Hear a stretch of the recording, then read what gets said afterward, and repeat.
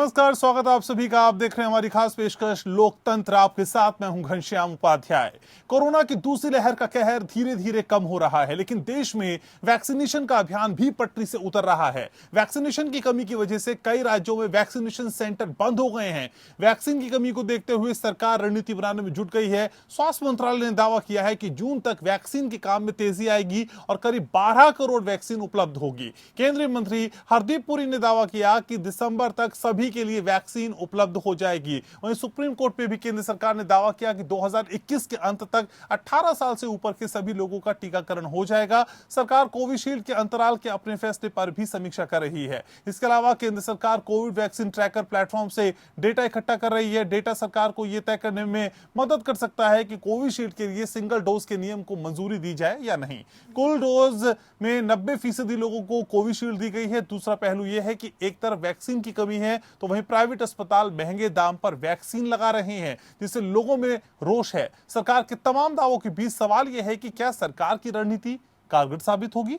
क्या वक्त पर 45 प्लस को वैक्सीनेशन हो पाएगी? क्या युवाओं का टीकाकरण हो पाएगा? क्या सिंगल डोज वैक्सीन को मंजूरी मिलेगी? वैक्सीन के मनमाने दाम पर कैसे लगेगी रोक? कैसे रुकेगी वैक्सीन की बर्बादी? तीसरी लहर के खौफ के बीच बच्चों की वैक्सीनेशन का क्या होगा? और बड़ा सवाल कि आखिर पूरी आबादी का वैक्सीनेशन कब तक होगा? इन तमाम सवालों की पड़ताल आज करेंगे, लेकिन उससे पहले इसी से जुड़ी एक रिपोर्ट आपको दिखाते हैं।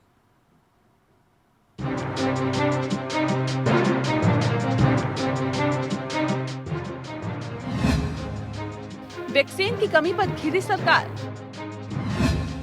वैक्सीन पर ठोस योजना की दरकार, रणनीति बनाने में जुटी मोदी सरकार। क्या खत्म होगा वैक्सीन का आकार? वैक्सीन की कमी पर केंद्र सरकार विपक्ष के आरोपों से घिरी है। वैक्सीन की कमी से तमाम सेंटर्स बंद हो गए हैं। युवाओं का वैक्सीनेशन अभियान थम गया है। ऐसे में केंद्र सरकार अब नई रणनीति बनाने में जुट गई है। केंद्र सरकार ने संकेत दिए हैं कि कोरोना वैक्सीनेशन का काम जून में तेजी पकड़ सकता है। केंद्रीय स्वास्थ्य मंत्रालय के मुताबिक जून में करीब 12 करोड़ खुराक मुहैया हो जाएगी। राज्यों को 6 करोड़ 9 लाख खुराक मुहैया कराई जाएगी। Health worker, frontline workers, 45 plus के लिए होगी वैक्सीन। निजी अस्पतालों के लिए 5 करोड़ 86 लाख 10 हजार खुराक मुहैया होगी। केंद्रीय मंत्री हरदीप पुरी ने दावा किया है कि दिसंबर तक सभी के लिए वैक्सीन उपलब्ध हो जाएगी। मई, जून और जुलाई के लिए हमने एडवांस पेमेंट की है दोनों जो वैक्सीन मैन्युफैक्चरर्स हैं उनको एडिशनल वैक्सीन प्रोड्यूस करने के लिए। और अगस्त से लेकर दिसंबर तक 2013 करोड़ एडिशनल डोजेज मिल जाएगी। मैं क्यों बता रहा हूं कि दिसंबर के एंड तक there will be enough vaccine for every Indian citizen. वहीं सुप्रीम कोर्ट में भी केंद्र सरकार ने दावा किया है कि 2021 के अंत तक 18 साल से ऊपर के सभी लोगों का टीकाकरण हो जाएगा। केंद्र सरकार ने राज्यों को वैक्सीन की बर्बादी रोकने के लिए निर्देश भी दिए हैं। वैक्सीन की कमी से जूझ रही सरकार कोविशील्ड खुराक के बीच के अंतर को बढ़ाने के अपने फैसले की भी समीक्षा कर सकती है। केंद्र सरकार कोविड वैक्सीन ट्रैकर प्लेटफॉर्म से डेटा एकत्र कर रही है। डेटा सरकार को ये तय करने में मदद कर सकता है कि कोविशील्ड के लिए सिंगल डोज के नियम को मंजूरी दी जाए या नहीं। भारत में फुल डोज में 90% लोगों को कोविशील्ड दी गई है। बायोटेक की कोवैक्सीन का भी इस्तेमाल हो रहा है। रूस की स्पुतनिक भी कुछ लोगों को लगाई गई है। कोविड वर्किंग ग्रुप के अध्यक्ष डॉक्टर एन.के. अरोड़ा के मुताबिक एक प्लेटफॉर्म बनाया जा रहा है जहां क्लिनिकल डेटा, वैक्सीन डेटा और सभी रोगों के डेटा के 3 सेट बनेंगे। वैक्सीन का असर, दोबारा संक्रमण और ट्रेंड्स देखेंगे। स्टडी का मकसद सिंगल डोज के असर का पता लगाना होगा। जॉनसन एंड जॉनसन ने बनाई है सिंगल डोज वैक्सीन। ये वैक्सीन भी वायरल वेक्टर प्लेटफॉर्म पर आधारित स्पुतनिक वैक्सीन का भी अब सिंगल डोज ऑप्शन आ रहा है। एस्ट्राजेनेका वैक्सीन भी सिंगल डोज के रूप में बनी थी, लेकिन एफिकेसी रिपोर्ट्स के आधार पर डबल डोज किया गया। सिंगल डोज से तेज होगा वैक्सीनेशन अभियान। सरकार वैक्सीन बढ़ाने के लिए तमाम उपाय करने में जुटी है, लेकिन फिलहाल जमीनी हकीकत बेहद निराशाजनक है। वैक्सीन के दाम को लेकर लोग गुस्से में हैं। ऐसे में सवाल ये है कि क्या सरकार की रणनीति कारगर साबित होगी? क्या वक्त पर 45 प्लस को वैक्सीन लग पाएगी? क्या युवाओं का टीकाकरण हो पाएगा? क्या सिंगल डोज वैक्सीन की कवायद कारगर साबित होगी? वैक्सीन के दामों पर निजी अस्पतालों की मनमानी कैसे रुकेगी? राज्य वैक्सीन की बर्बादी नहीं रोक पाए तो क्या केंद्र सरकार कड़े कदम उठा पाएगी? तीसरी लहर को देखते हुए बड़ी चुनौती बच्चों की वैक्सीनेशन को लेकर भी है। इस वर्ग के लिए सरकार की क्या योजना है? और बड़ा सवाल ये है कि देश की पूरी आबादी का वैक्सीनेशन आखिर कब तक होगा? Bureau report.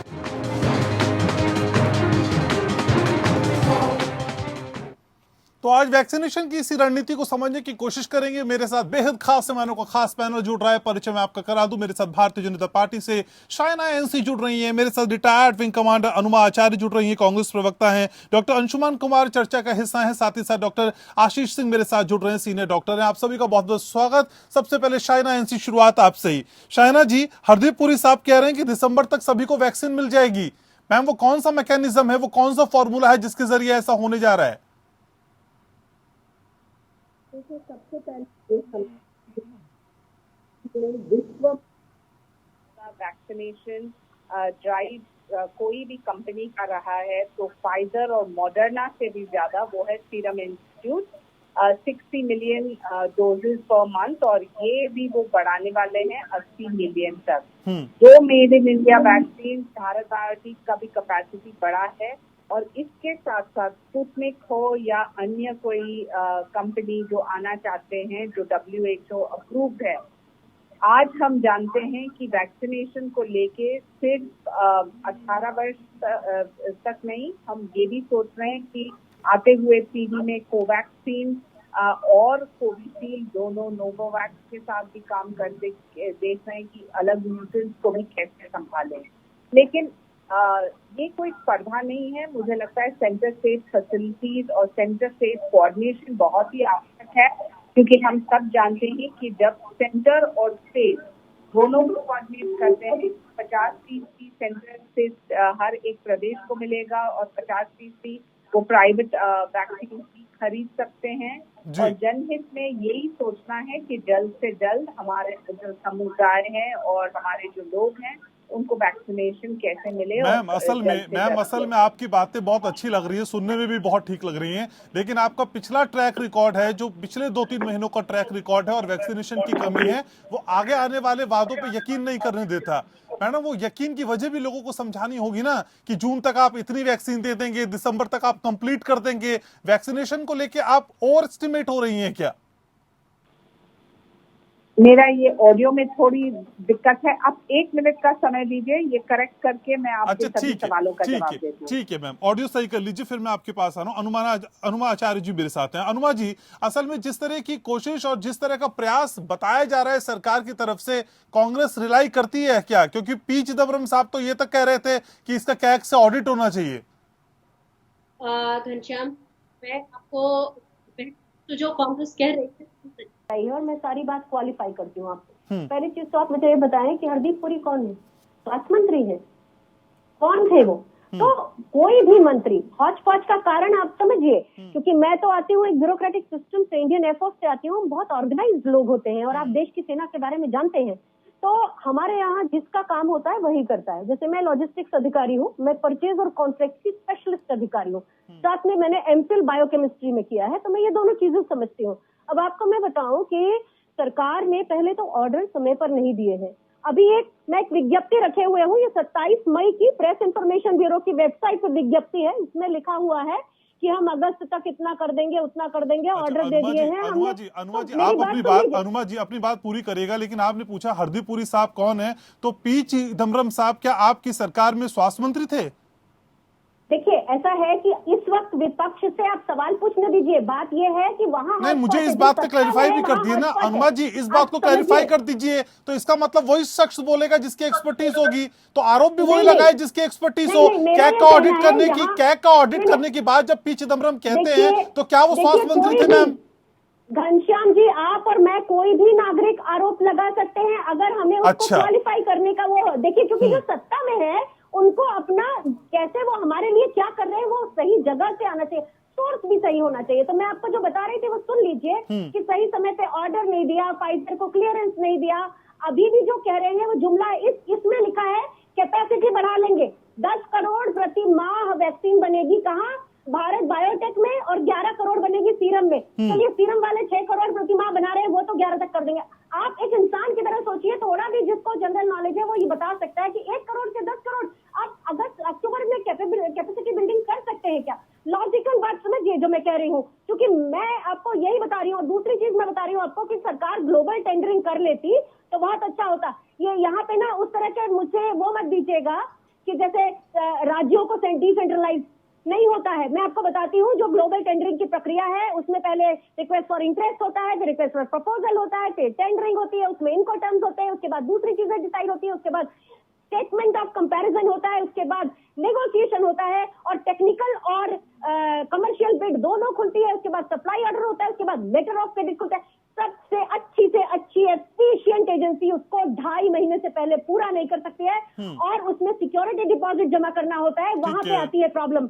हर राज्य कहीं 25 करोड़ कहीं 10 करोड़ ऐसे सिक्योरिटी डिपॉजिट जमा करेगा तो फॉरेन की कंपनियां हमको एंटरटेन नहीं करती। ये केंद्र सरकार की जिम्मेदारी थी, इसे पहले किया जाना चाहिए। मैम ये तो अनुमा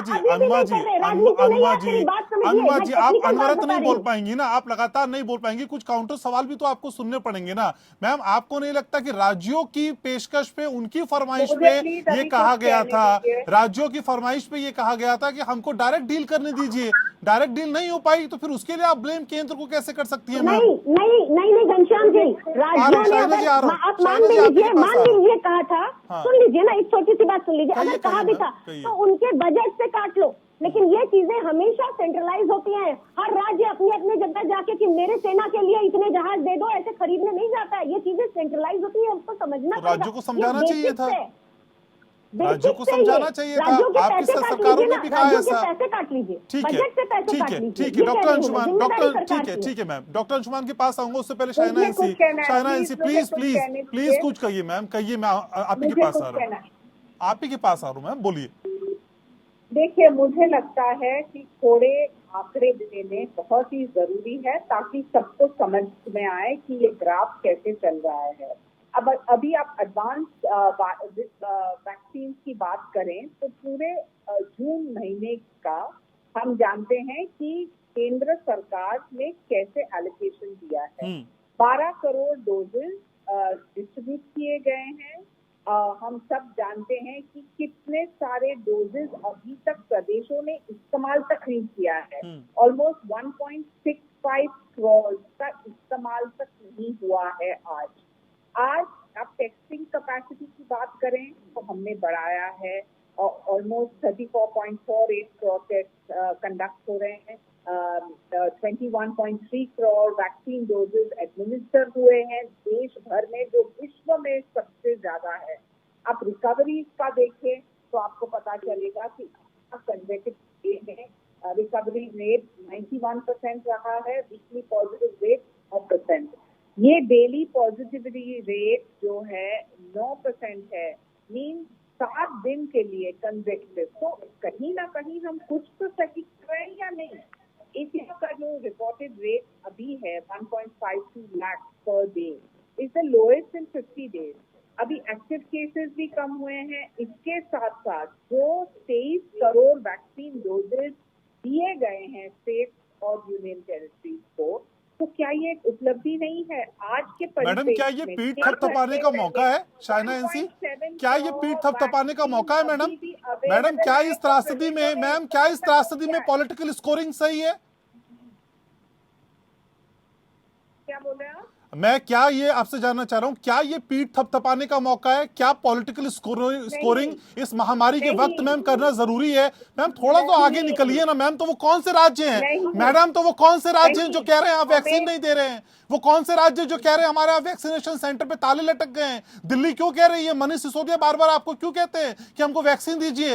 मैम पीठ थपथपाइए, लेकिन बाकी लोगों की बात को आप एकदम इग्नोर नहीं कर सकती हैं। बाकी जो एलिगेशन लगाए जा रहे हैं वो हवा में है क्या? इसका मतलब जो आप ये एक पॉइंट पे मैं मेरा जो बोलना है मैं बंद करती हूँ कि 23 करोड़ वैक्सीन पूरे विश्व में नहीं हुआ है जिस रफ्तार से भारत में हुआ है। एंड 1.65 करोड़ वैक्सीन अभी भी बाकी है जो उपलब्ध है प्रदेशों के पास। ठीक है। तो सिर्फ ये कहना कि फाइट बैक, लेकिन एकत्र जो केंद्र और प्रदेश सरकारें साथ में काम करें तो जनहित में हम जानेंगे कि थोड़ा भी वेस्टेज ना हो। हमारा रफ्तार जो स्पीड अप है ये 2 मेक इन इंडिया वैक्सीन से हम चाहेंगे कि ये भी आगे बढ़े और वैक्सीनेशन ड्राइव जिस रफ्तार से भारत में हो रहा है, ठीक है मैम, वहाँ एक चीज स्पष्ट है कि 38 लाख ठीक है। शायरा एनसी, जितने भी दावे आप पेश कर रही हैं ना मैम, जितने भी आंकड़े आपने पेश किए उनकी हकीकत समझ लेते हैं। डॉक्टर अंशुमान मेरे साथ हैं, सीनियर डॉक्टर हैं धर्मशिला हॉस्पिटल के, और लगातार इस सब्जेक्ट में उनकी बहुत मजबूत पकड़ है। डॉक्टर अंशुमान, असल में जो आंकड़े सरकार की तरफ से और इस डिबेट में शायरा एनसी पेश कर रही हैं, उनकी हकीकत आप कैसे देखते हैं सर? वैक्सीनेशन को लेकर किस तरह की स्थिति है, जरा ये बताइए। घनश्याम जी, स्वास्थ्य एस्टैब्लिश साइंस है, चाहे वो एक अस्पताल में बैठ के करें, चाहे पूरे कंट्री का स्वास्थ्य प्रबंधन होता है। इसमें जो वैक्सीन स्पेसिफिक की बात करें, इस चीज को कहते हैं सप्लाई चेन मैनेजमेंट। किस तरह से प्रोडक्शन, किस तरह से डिमांड, किस तरह से रिक्वायरमेंट। 1 करोड़ का आंकड़ा देखने में तो बहुत बड़ा आंकड़ा लगता है, लेकिन आपको मालूम है कितने देश इसमें समा जाएंगे 23 करोड़ में। तो होता है परसेंटेज ऑफ द पॉपुलेशन, सही आंकड़े कैलकुलेट करने के। मान लीजिए अगर भारत की आबादी आज 138 करोड़ रखते हैं, तो उसका कितने % पॉपुलेशन को आपने इनॉकुलेट किया विद 2 डोजेज, जो रिकमेंडेड आज तक की रिपोर्ट रिजल्ट से है। ये आंकड़ा ज्यादा जरूरी। दूसरा आंकड़ा अगर आकलन करना है आपको, तो करना है वैक्सीन वेलोसिटी।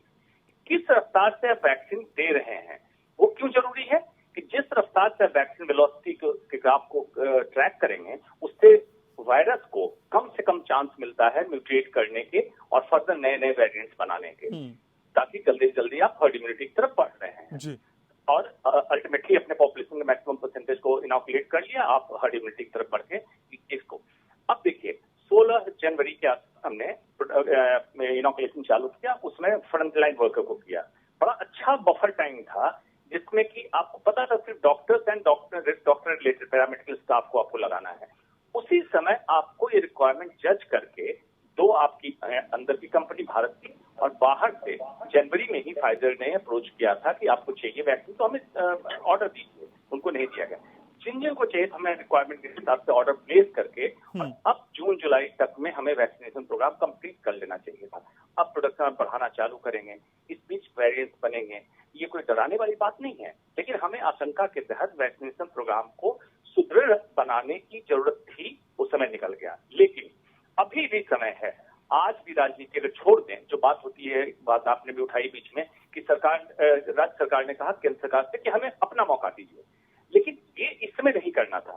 अगर राज्य सरकार मांग भी रही थी मौका कि मुझे प्रोक्योरमेंट का चांस दिया जाए, तो उसको मना कर देना था। जैसे लॉकडाउन आपने पिछले साल मार्च में किया था 2020 में, सेंट्रल लॉकडाउन का डिसीजन आपने लिया, एपिडेमिक डिजीज एक्ट लगा दिया, डिजास्टर मैनेजमेंट एक्ट लगा। उसी के तहत हमें त्रासदी रोकनी है, आप प्रोक्योर नहीं करेंगे। क्यों? फायदे 2 हैं। India as a federal country पूरा टेंडर अपना देगा। बल्क में आप प्रोक्योर करेंगे तो रेट आपको कम में मिलेगा। रेट कम में मिलेगा, आप कंट्रोल में रखिए ताकि प्राइवेट हॉस्पिटल की मुनाफाखोरी भी ना हो सके। आप अपने प्राइवेट भी खोल दिया, सरकार को खोल दिया, मतलब पूरा हैफाजत कर दिया सिस्टम को। ये नहीं करना है। स्वास्थ्य प्रबंधन बहुत स्ट्रिंजेंट, बहुत टाइटली होना चाहिए और इसमें कोई चांस नहीं। और पक्ष विपक्ष का लफड़ा जहां होता है, जो विपक्ष वाले कहते हैं वैक्सीन नहीं है, वैक्सीन लो, उनको मैं कहता हूँ शांति रखिए। हमारा एम है जल्दी से जल्दी वैक्सीनेशन प्रोग्राम कंप्लीट करने दीजिए, और सत्ता में बैठे लोगों को आप तंग करते रहेंगे, इस तरह से वैक्सीनेशन प्रोग्राम डिले होगा। मतलब हर्डल सारे खत्म करके जितनी जल्दी हो सके वैक्सीनेशन को खत्म कीजिए। ठीक है, अनुमा जी आपके पास आऊंगा, लेकिन उससे पहले डॉक्टर आशीष सिंह भी मेरे साथ है। डॉक्टर आशीष जी, असल में 12 करोड़ जून में वैक्सीन देने की बात की जा रही है। यह आंकड़ा सुनने में बहुत अच्छा लगता है और यकीन भी होता है, लेकिन क्या वाकई ये व्यवहारिक दिखाई देता है? पिछला ट्रैक रिकॉर्ड अगर हम देख लें तो उसके हिसाब से क्या ये बातें वाकई लगती हैं कि धरातल पर उतर पाएंगी? डॉक्टर आशीष, हाँ प्लीज। ऑफकोर्स एक बहुत बड़ा टारगेट है करने के लिए हमारे पास, और होना भी बहुत जरूरी है। लेकिन मैं इसमें किसी को क्रिटिसाइज नहीं करूंगा, मैं किसी के लिए ये नहीं बोलूंगा कि कोई भी गवर्नेंसी है। हमारी पॉपुलेशन बहुत बड़ी है, इस पॉपुलेशन को वैक्सीनेट करने के लिए थोड़ा सा तो टाइम हमको चाहिए होगा। ऐसा नहीं है कि इंडिया के साथ ये प्रॉब्लम आ रही है। अब बाकी यूरोपियन कंट्रीज में भी देखें तो वहाँ भी अपनी प्रॉब्लम्स हैं, वहाँ भी वैक्सीनेशन स्लो चल रहा है। वहाँ भी वैक्सीनेशन में प्रॉब्लम आ रही हो। बेहतर ये है कि इस टाइम इस पर पॉलिटिक्स ना करके या कमियां ना गिना के हम उसको कैसे इफेक्टिवली मैनेज करा सकते हैं, हम इस बात पे अगर ज्यादा ध्यान दें तो हमारे लिए ज्यादा अच्छा होगा। अब मुझे उम्मीद है कि जो 12 करोड़ का हमारा टारगेट है जून के, वो मुझे लगता है पूरा होगा।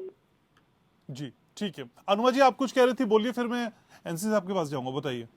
घनश्याम जी, मैं ये कह रही थी कि जनसंख्या हमारी ज्यादा है, ये नई खोज थोड़ी है।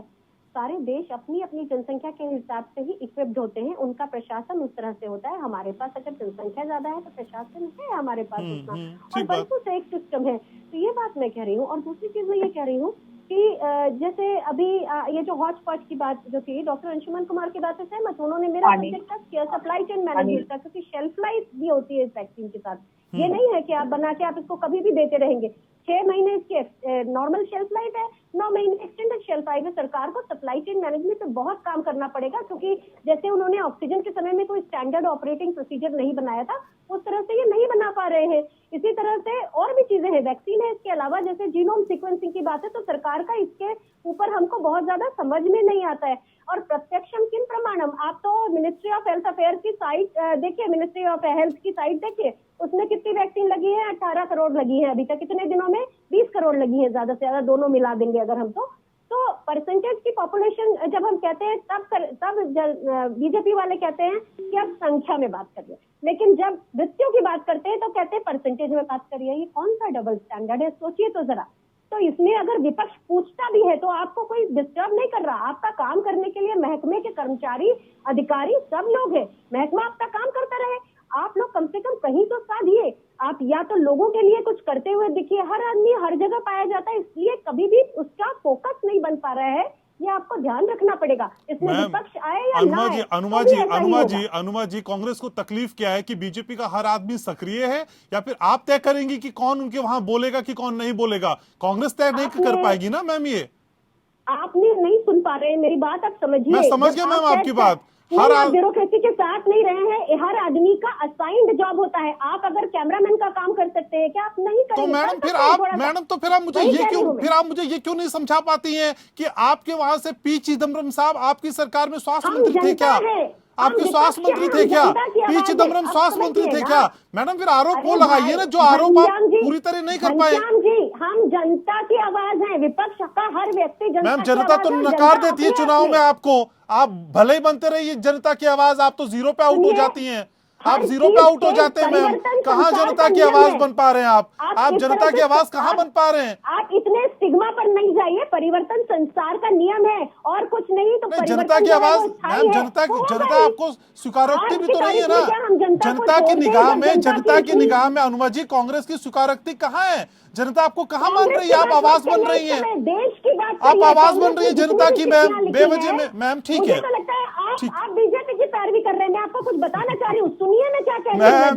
मैम आप डिबेट नहीं सुन पा रही हैं सही से लग रहा है मुझे, क्योंकि शाइना एनसी से भी मैं उतने ही सवाल पूछ रहा हूँ जितने आपसे पूछ रहा हूँ। मैं भी जनता की आवाज हूँ मैम। यहाँ भी जनता की आवाज ही पूछी जा रही है, यहाँ भी जनता की आवाज ही पूछी जा रही है। ये बहुत आसान है कांग्रेस के लिए मैम। ठीक है आपकी बात मैं समझ गया, लेकिन मैं कह रहा हूँ आरोप आप वो लगाइए ना जिन आरोपों से आप बरी हो जाएं, और जनता की आवाज ही पूछने की कोशिश की जा रही है यहाँ से। ठीक है मैम, ठीक है, लेकिन मैम जनता की आवाज किसी भी राज्य में, किसी भी वोट में, किसी भी रिजल्ट में दिखाई नहीं देती, तो मेरा सवाल वो भी आपसे बनता है। एक ब्रेक के लिए रुक रहा हूँ अनुमा जी आप रहिए मेरे साथ, में आऊंगा आपके पास। एक छोटे से ब्रेक के लिए रुक रहा हूँ। सभी खास लगातार मेरे साथ बने हुए। बात वैक्सीन की हो रही है और वैक्सीन को लेकर क्या अब दोबारा से सोचने की सख्त जरूरत है। एक छोटा सा ब्रेक, चल लौट रहा है।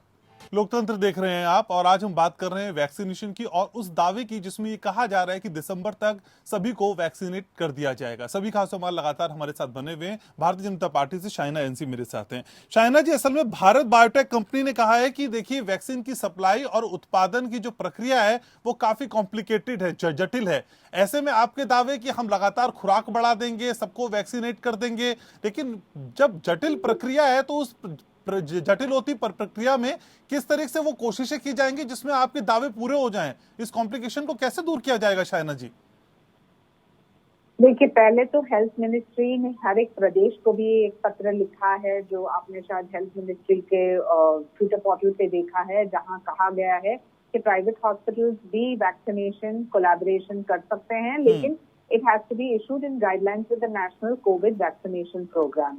अभी जो सबसे बड़ा एक वैक्सीनेशन ड्राइव रहा है भारत में, तो मुझे लगता है कि उसको आप नजरअंदाज नहीं कर सकते हैं।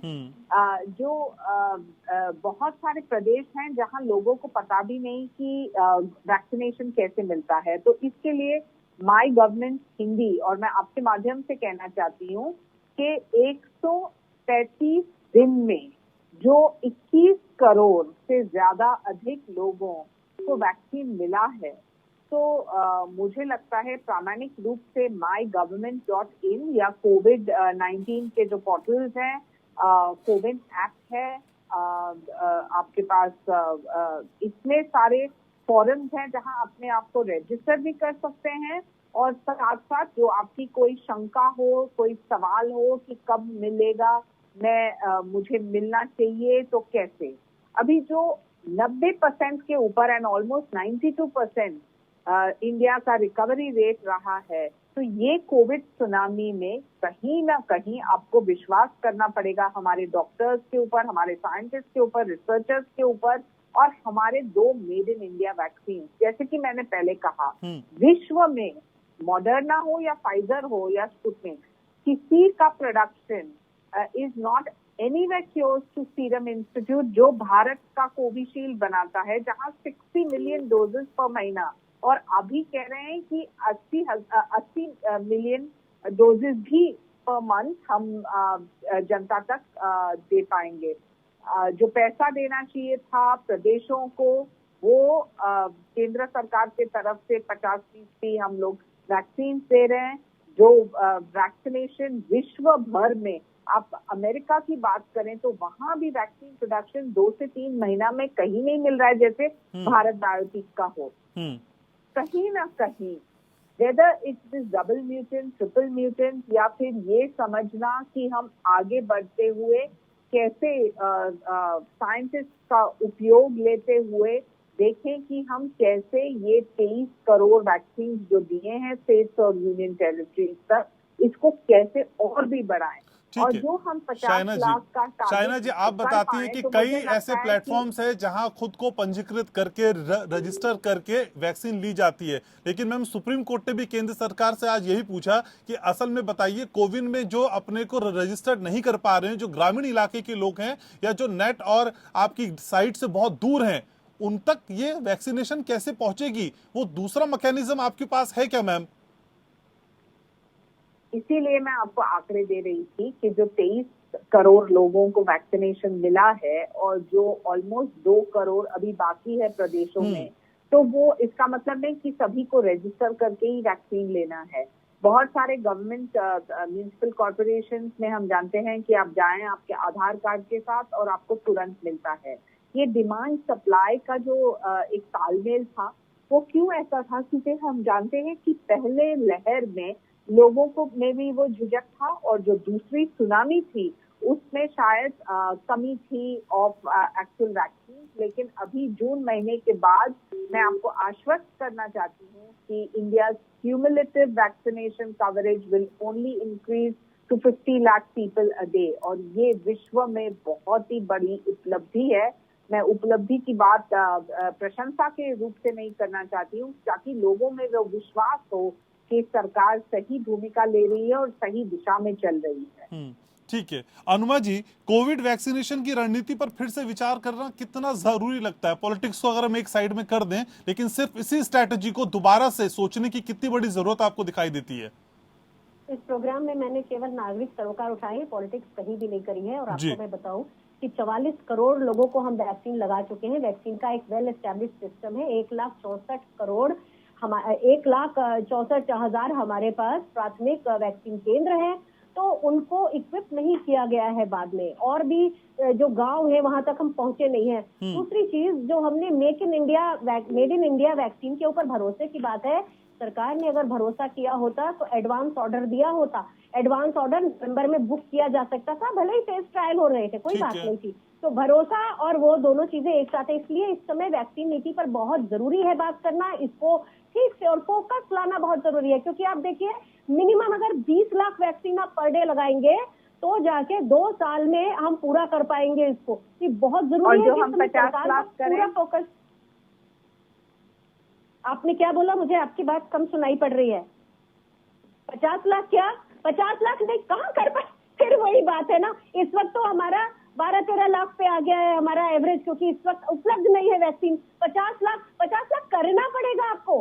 50 लाख नहीं, 1 करोड़ प्रतिदिन करना पड़ेगा, तब जाके 3 महीने में जो आपके जितने भी ये हैं जो आप कह रहे हैं वो पूरा कर पाएंगे आप, कि हम दिसंबर तक कर देंगे। उसके लिए आपको 1 करोड़ वैक्सीन प्रतिदिन लगानी पड़ेगी। 50 लाख में काम नहीं चलेगा। मैं आपको बता रही थी कि 2 साल लगेंगे। आप बीच में ना बोले, मैं जब आपसे बात कर रही, आपके बात में मैंने एक बार भी मैम एक एक शाइना जी एक एक करके उदारवादी इंसान की तरह आपको मैं जानती हूँ। मैंने आपके बारे में जो पढ़ा है उसमें मैं आपको बहुत अच्छा समझती हूँ। तो ये मैं बता रही हूँ कि इसमें आप अगर कितनी भी स्पीड बढ़ाएंगे, सबसे पहले हमको फोकस सप्लाई चेन के ऊपर लाना पड़ेगा। और एक व्यक्ति और एक पूरी चेन, देखिए नेशनल टास्क फोर्स बना लीजिए। जिन लोगों ने 70 साल शासन चलाया है, उनके पास सरकार का अनुभव है, ले लीजिए ना थोड़ी बहुत हेल्प। क्या बिगड़ता है? ये देश की बात है, यहाँ चुनाव की बात नहीं हो रही है। देश की बात में विपक्ष भी साथ आएगा, आप भी साथ आइए। बार बार होता है, दलीय बैठक कर लीजिए, नेशनल राष्ट्रीय आपदा नीति के ऊपर इसको साथ में और टास्क फोर्स बना लीजिए। क्यों नहीं होता है? सुप्रीम कोर्ट मांग के रह गई, अभी तक आपने राष्ट्रीय योजना उनको नहीं दी है।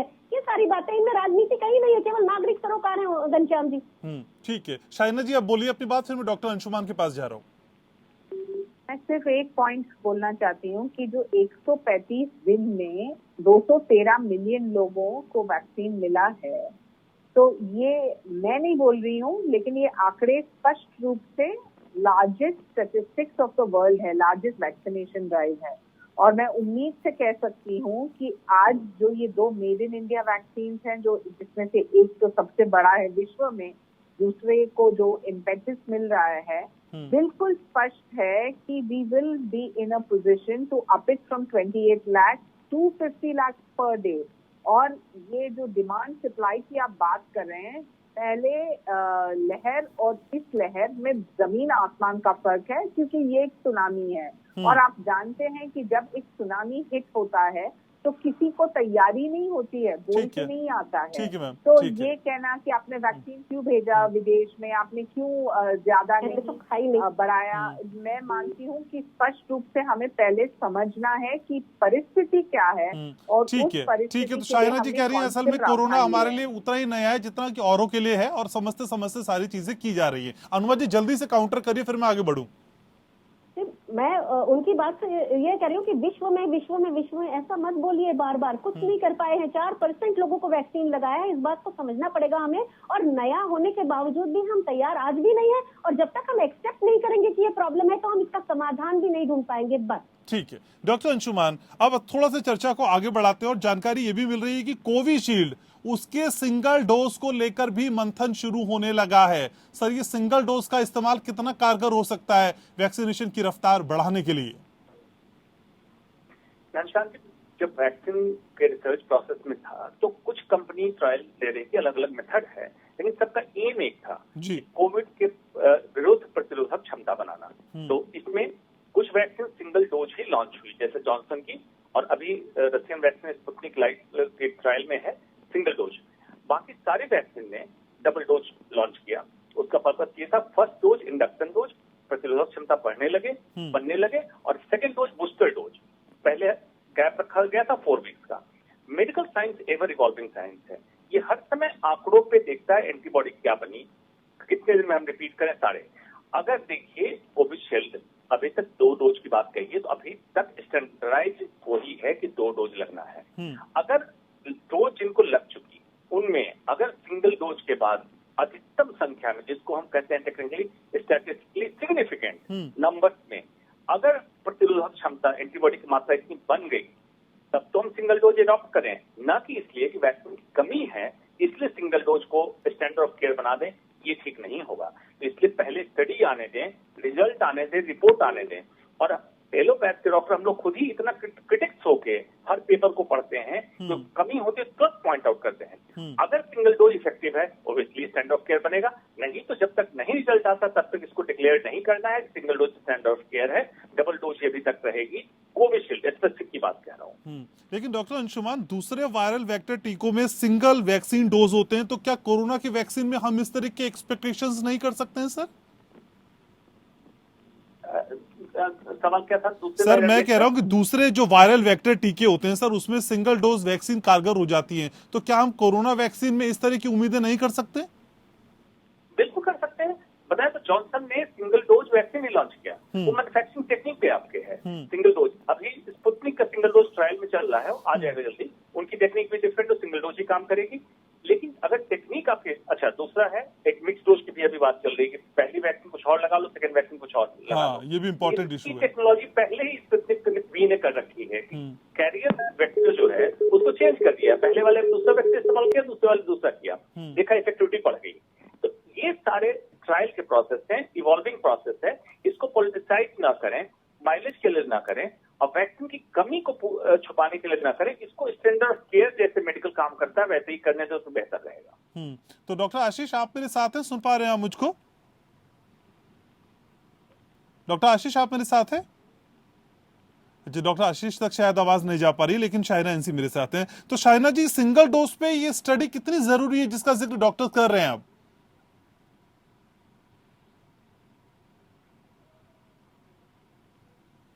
शाइना एनसी आप मेरे साथ हैं? अच्छा, टेक्निकल ग्लिच है, शायद आवाज नहीं जा पा रही है, लेकिन अनुवा जी कुछ कहना चाह रही है, प्लीज बोलिए मैम। मैं एक चीज तो ये कह रही हूँ कि मैं इस प्रोग्राम में जब से आई हूँ मैंने सिर्फ देश की बात की है। बीजेपी प्रवक्ता ने कह डाला कि 6 करोड़ 6.5 करोड़ गए तो विपक्ष ने सवाल पूछा। मैंने पूछा इस पूरे प्रोग्राम में सवाल नहीं पूछा। विपक्ष शुरू से एक चेतावनी देता आया है, आगाह करता आया है देश के लिए कि ये सुनामी हो सकती है। बाद में जो भी पूर्व प्रधानमंत्री मनमोहन सिंह जी ने भी चिट्ठी लिखी, उन्होंने भी एक कॉशन दी, उनके साथ बहुत अपमानजनक व्यवहार किया गया। उसके बाद फिर सोनिया जी ने चिट्ठी लिखी, राहुल जी ने चिट्ठी लिखी, और अभी रिसेंटली अभी देखिए आज से 10 दिन पहले सोनिया गांधी जी ने चिट्ठी लिखी थी जिसमें लाइपोसोमल एम्फोटेरेसिन बी की बात की थी कि ये कमी हो सकती है। तो कमी हुई। आज जाके एक प्रेस विज्ञप्ति में कहा गया है कि 3 लाख डोजेस अलग अलग राज्यों में भेजी गई है। तो मेरा ये कहना है विपक्ष बहुत सक्रिय भूमिका निभा रहा है। साथ में लीजिए, इस देश की बात है, श्रेय की बात नहीं है। हर समय श्रेय की बात मत करिए। और एक बात और आज मैं आगाह करूंगी आपको, इस पूरे चैनल के माध्यम से सरकार को आगाह कर रही हूँ कि आज हम वैक्सीन की क्राइसिस से जूझ रहे हैं, पर आने वाली जनवरी में इतना स्टॉक पाइलअप होगा कि हम उसे बर्बाद कर देंगे। तो सप्लाई चेन मैनेजमेंट ऐसा मजाक नहीं होता है, उसमें एक पूरे तरीके से होना होता है। अगर पहले किया होता तो आज कमी नहीं होती। आज अगर उसको ठीक से स्टैगर्ड डिलीवरी लेंगे तो हमारा स्टॉक बर्बाद नहीं होगा, देश के पैसे खराब नहीं। जी, बहुत इंपॉर्टेंट बात यहाँ पे अनुमा जी उठा रही हैं। तो लेकिन शाइना एनसी, क्या वही है इस बात पे जो अनुमा जी बात उठा रही हैं, विपक्ष के नाते हर बात को दरकिनार करना भी गलत है। विपक्ष के सुझावों को, उनकी बातचीत को भी हमें समझना होगा। क्या हम वाकई सप्लाई चेन और जो हमारी प्रोडक्टिविटी है और जो हम सप्लाई करना चाह रहे हैं उसके बीच का बैलेंस हम बना पा रहे हैं? शाइना एनसी, ऑडिबल हूं मैं आपके लिए? डॉक्टर आशीष, आप शाइना जी सुन पा रही हैं आप मुझको? जी शाइना जी, जैसे अनुमा जी अभी कह रही है कि देखिए हम आपूर्ति और मांग के बीच का वो सेतु स्थापित नहीं कर पा रहे हैं, डिमांड और सप्लाई के बीच की वो चीजें नहीं समझ पा रहे हैं जो बहुत जरूरी है।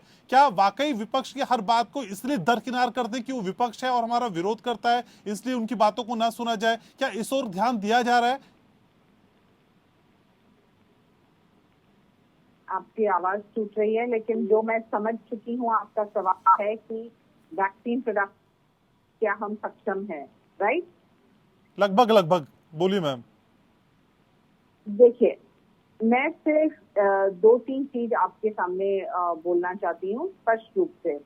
हाल ही में ORS जो एक इंडिपेंडेंट एजेंसी है, उन्होंने एक पूरी एक स्टडी किया था कि कैसे हम सक्षम है या नहीं है as a country to live up to 135 crore का जो पॉपुलेशन है हमारा, और कैसे हम कर पाएंगे कि भारत एक सही ढंग से 18+ को भी वैक्सीन दे। अभी इसमें 2-3 चीज स्पष्ट है और ये आंकड़े आप माने ना माने, मैं जरूर कहना चाहती हूँ कि एक इंडिपेंडेंट सर्वे ORF ने जो किया, उन्होंने कहा by the month of, and I am quoting from there, by the month of August, India will be well equipped to take care of its 18 plus.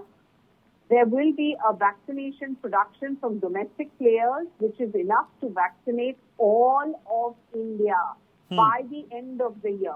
और ये भारतीय जनता पार्टी या कोई और नहीं कह रहा है।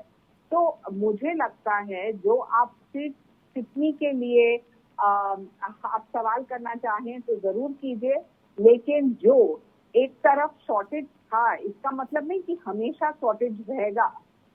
एक तरफ वेस्टेज था तो इसका मतलब नहीं कि हमेशा वेस्टेज रहेगा। शायद आपको कांग्रेस के नेताओं को पूछना चाहिए जिन्होंने कहा ये मोदी वैक्सीन है, मत लीजिए, लोगों को गुमराह किया था। जो लोग आज अपने आप जा रहे हैं वैक्सीनेशन के लिए, अपने आप को रजिस्टर कर रहे हैं, शायद ये जो सप्लाई डिमांड चेन था उसमें अफवाह का भी एक रोल था। और अफसोस की बात ये है कि जो हम ये ग्रोथ प्रोडक्शन वैक्सीनेशन का ट्रांसलेट करना चाहते हैं इमीडिएट, तो सेंटर स्टेट कोऑर्डिनेशन बहुत ही जरूरी है। और हम आज शाइना जी ऑडिबल हूँ, मेरी आवाज आ पा रही है प्रॉपर आप तक? जो भारत बायोटेक और सप्लाई, हाँ जी बताएं। शाइना जी, आप कह रही हैं कि वैक्सीन को लेके अफवाहों का भी एक दौर था, एक फैक्टर था जिसकी वजह से लोग शायद भ्रमित रहे और जो डिमांड और सप्लाई की चेन थी वो बाधित हुई। लेकिन मैम ऐसी कौन सी वजह है कि आपकी बातें लोग समझ नहीं पा रहे हैं? क्योंकि अब तक तो आपने जो कुछ समझाया लोगों ने सिर झुका के समझा है, खुशी खुशी समझा है, अब क्यों नहीं समझा पा रहे मैडम आप? मैं दो चीज कहूंगी। एक स्टेटमेंट आया था कांग्रेस के नेता राहुल गांधी से, जहां उन्होंने एक क्वेश्चन किया कि ये वैक्सीनेशन क्या है, इसमें क्या सच्चाई है, हमने कितने पैंडेमिक देखे हैं। तो प्रकाश जावड़ेकर जी ने एक बहुत सही एक जवाब दिया। उन्होंने कहा कि जब प्रोडक्शन कैपेसिटी प्रेजेंट वैक्सीन के हम रैंप अप करना चाहते हैं और जो WHO के गाइडलाइंस हम उस पे चल रहे हैं, तो आप अफवाहें क्यों फैला रहे हैं? ये हाई डिमांड जो है ग्लोबली मैन्युफैक्चरर्स के अक्रॉस इंडिया, इसमें भारत का भी एक योगदान रहा है। जो हम 200 मिलियन लोगों को 100 दिन में हम थर्ड लार्जेस्ट कवरेज कर सकें। और जो कोवैक्सीन के जो शॉट्स हैं, हम जानते हैं कि कोवैक्सीन ने भी कहा कि 6 crore doses is an error of comprehension from some quarters. We are upping the supply and we will make sure that every Indian gets vaccination by July and August. तो आप मुझे बताएं कि ये कमी कहना और ये कहना कि ये गैप जो है डिमांड और सप्लाई के बीच में, इसमें क्या लोगों को एक तरफ से सच्चाई बताने की आवश्यकता? तो राहुल गांधी को भी सुनते हैं लोग, इसका मतलब ना? आप तो राहुल गांधी को कुछ मानते ही नहीं है, इसका मतलब राहुल गांधी को भी सुनते हैं, उनकी बातें लोग और करने लगे हैं, इसका मतलब समझने लगे उनको भी मैडम। फिर तो सुनते हैं और समझते नहीं, यही तो बात है। तो फिर ये गैप कैसे आ जाता, फिर अफवाहें की कैसे आई मैम? इसलिए तो मैं बोल रही हूँ कि आज जो एक रियलिस्टिक सजेशन हमें जो देखना है कि इंडिया में 4 वैक्सीन जो आ रहे हैं, तो आप 50 लाख को क्वेश्चन कर रहे हैं। डॉक्टर VK पॉल ने क्या कहा? उन्होंने कहा कि 25% of the total vaccine produce and the 4 new vaccine coming. ये मैं नहीं बोल रही हूँ, डॉक्टर विनोद पॉल। हाँ, मैंने पढ़ा, वो भी पढ़ा मैम। इसका मतलब है कि 1 करोड़ मिलेगा भारत को एक दिन में। ठीक है। अनुमा जी, आप कुछ कह रही थी मैम, प्लीज बोलिए। पहली चीज तो अफवाह की बात पे मैं बात करूंगी। आजकल पिछले कुछ दिनों से आप भी एक नागरिक हैं, एक पैटर्न आपने देखा होगा। एक तरफ बीजेपी एक चीज को लेकर साइड कर देती है तो सारे लोग फिर उसके पीछे भागते हैं, अच्छा नहीं ऐसा नहीं है, ऐसा नहीं, तो वो अपोज होता है। तो ऐसा ही हुआ 3 जनवरी का एक इंटरव्यू है आदर पूनावाला का, जिसमें उन्होंने भारत बायोटेक को थोड़ा सा नीचा दिखाते हुए उसकी एफिकेसी पे सवाल किया था। असल बात ये है, यहाँ से शुरू हुई थी कहानी, और जब वो एफिकेसी पे सवाल हुआ तो लोगों के अंदर भ्रम आया। ये 2 कंपनियों का आपस का कंपटीशन था, इसमें विपक्ष कहीं नहीं था। लेकिन अगर सीधे सीधे जैसे आप मुझसे सवाल पूछेंगे, आप क्यों विरोध कर रही है, मैं नहीं कर रही हूँ विरोध, ये ऐसा होता है, ये बिल्डअप इस तरह से होता है, ये कोई अफवाह नहीं थी, ये 2 कंपनियों के बीच की कहानी थी और वहां से ये कहानी शुरू हुई थी।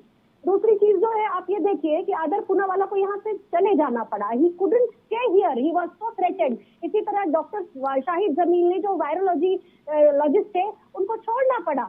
ऐसे ही जो सीरम इंस्टीट्यूट के जाधव जी हैं, उन्होंने कहा सरकार के पास कोई प्लानिंग नहीं थी। ये सब मैं नहीं कह रही हूँ, पार्टी नहीं कह रही है, आप देखिए यहाँ पार्टी कुछ नहीं कह रही। और राहुल गांधी का जहां तक सवाल है, अगर ये पप्पू कैंपेन आप लोगों ने मतलब जो सत्ता पक्ष ने नहीं चलाया होता, तो आप उनसे बात करके देखिए कितना आसान है उनसे बात करना। वो तो प्रेस कॉन्फ्रेंस से भी लेते हैं, औचक सवाल लेते हैं, बिल्कुल स्पॉन्टेनियस सवाल आप पूछ सकते हैं। ये और बात है कि उसमें बाद में इफेक्ट डाल के ऐसा करके आप लोग वीडियो बना हुआ देखते हैं।